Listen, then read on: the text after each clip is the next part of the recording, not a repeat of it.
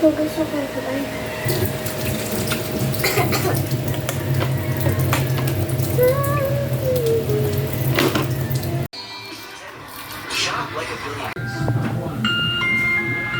누군가를 아주 많이 좋아하고 있군요.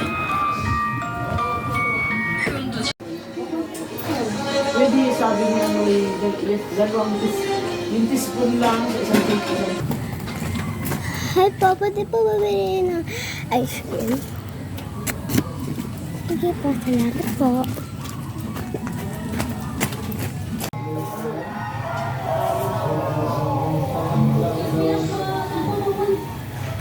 Lamig. Ha?